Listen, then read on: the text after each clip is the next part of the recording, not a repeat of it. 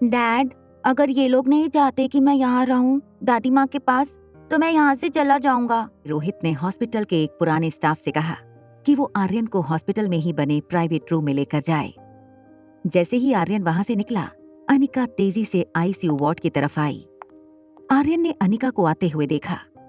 Aryan hospital के staff से जिद करने लगा कि वो उसे अपनी गोद में उठा ले। जैसे ही स्टाफ ने आर्यन को उठाया, आर्यन ने अपना सर स्टाफ के कंधे पर रख दिया और पीछे की ओर देखने लगा, जिससे अनिका उसका चेहरा न देख पाए। अनिका का ध्यान आईसीयू के बाहर खड़े लोगों पर था। आईसीयू के अंदर से एक नर्स बाहर आई। Sir please hurry up, I think we are losing her. किसी ने कहा चाची को बचा लो कोई, तो किसी ने कहा दादी माँ प्लीज होश में आ जाओ। तो कुछ बच्चे चिल्लाने लगे, बड़ी दादी क्या हो गया आपको? रोहित के चाचा फूट फूट कर रोने लगे। खानदान के सारे लोग इस तरह बिहेव करने लगे जैसे उन्हें जिंदगी का सबसे बड़ा सदमा लगा था। चुप चुप हो जाओ सब। तब रोहित के छोटे चाचा ने रोहित पर भड़कते हुए कहा, तुम्हारे सीने में दिल नहीं होगा, पत्थर होगा पत्थर रोहित, मगर हम सब तो इंसान हैं। पंकज चाचा, दादी माँ अभी जिंदा हैं। रोहित की बात सुनते ही पंकज चाचा और बाकी के फैमिली मेंबर्स ने रोना अचानक बंद कर दिया। एक तरफ खड़ी हुई अनिका ये सब कुछ देख रही थी। पेशेंट को अपने हाथ में लेने से पहले उसे ये देखना था कि हॉस्पिटल के डॉक्टर पेशेंट को कम से कम ऐसी हालत में उसे हैंडओवर करें जब वो ऑपरेशन के लायक हो। अनिका आईसीयू वार्ड में रोहित की दादी माँ के बेड के पास गई। दादी माँ को देखते ही अनिका ने तुरंत रोहित की ओर देखा। अनिका की आंखों में देखकर रोहित समझ गया था कि दादी माँ की कंडीशन बहुत ज्यादा क्रिटिकल थी। रोहित अनिका के पास आकर उसे रिक्वेस्ट करने लगा, दादी माँ को ठीक कर दीजिए अनिका जी, मुझे पता है कि आप चमत्कार कर सकते हो। इस वक्त अनिका के लिए रोहित के इमोशंस को संभालने से ज्यादा जरूरी था दादी माँ को ऑपरेशन के लायक बनाना। बेड के पीछे लगे मॉनिटर के पास जाकर अनिका कुछ रीडिंग लेने लगी। तभी दादी माँ के बिल्कुल पास खड़ी एक डॉक्टर की आवाज सुनाई दी, इलेक्ट्रिक शॉक के लिए तैयार, 200 वॉट्स। दादी का शरीर हवा में उछलकर फिर से बेड पर गिरा। रोहित को लगा कि उसने अपनी दादी माँ को खो दिया था। फिर एक मशीन में से आवाज आने लगी। मशीन की आवाज सुनकर पेशेंट के आसपास खड़े सब लोग अचानक शांत हो गए। देखिए, please don't mind me saying this, but don't be over optimistic.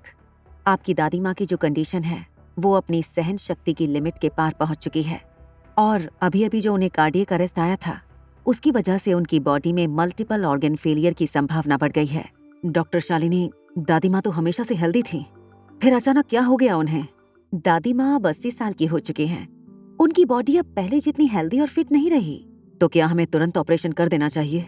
नहीं, अभी नहीं, क्योंकि डॉक्टर शालिनी मेहरा ने अनिका की बात काटते हुए कहा, दादी जी फिलहाल बहुत वीक हैं। अगर अभी उनके ऊपर सर्जरी की गई तो ऑपरेशन उनके शरीर को और ज्यादा नुकसान पहुंचा सकता है।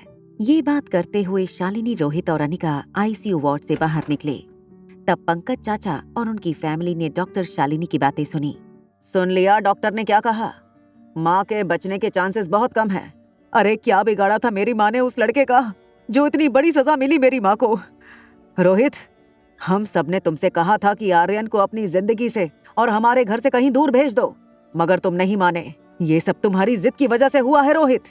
आयुष ने अपने पापा पंकज को समझाते हुए कहा, पापा ऐसे मत कहिए, उस बेचारे बच्चे आर्यन का क्या कसूर है? वो कोई नॉर्मल बच्चा तो है नहीं, ही इज मेंटली इल। क्यों रोहित भैया?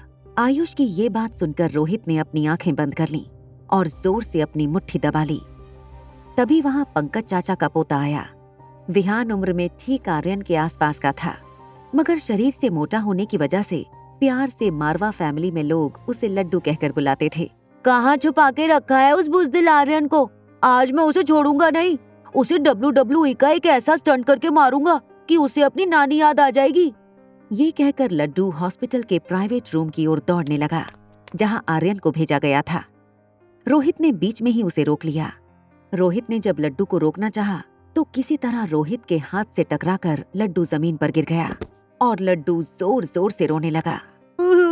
रोहित चाचा मुझे मारना चाहते हैं, जैसे आर्यन ने बड़ी दादी को मारा।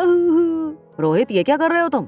एक छोटे बच्चे को इस तरह ट्रीट करने का क्या मतलब है? इस बच्चे को कुछ मैनर्स सिखाओ, और अगर नहीं सिखा सकते तो मेरे पास भेज दो।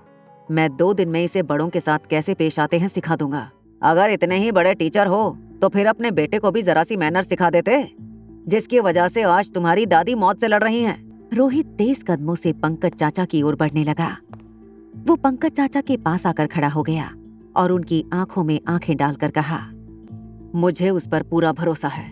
देखो रोहित, इस बात का कोई मतलब नहीं कि तुम उस पर ज्यादा ट्रस्ट करते हो या हम पर, मगर तुम्हें सीसीटीवी फुटेज और सर्विलांस कैमरा पर तो ट्रस्ट करना ही होगा, जिसमें साफ दिख रहा है कि आर्यन ने दादी माँ को धक्का दिया था। हमने सीसीटीवी की फुटेज दादाजी को दिखा दी है और उन्होंने ये डिसीजन लिया है कि अगले हफ्ते एक फैमिली मीटिंग में हम सब मिलकर आर्यन को मारवा खानदान से हमेशा के लिए निकाल देंगे। जब हॉस्पिटल कॉरिडोर में ये सब कुछ चल रहा था, तब आर्यन वहीं पीछे खड़ा सब कुछ सुन रहा था। आर्यन की आंखों से निकलते आंसुओं से साफ पता चल रहा था कि आर्यन बहुत दुखी था और शायद काफी देर से रोए जा रहा था। आर्यन ने कॉरिडोर में अनिका को देखा।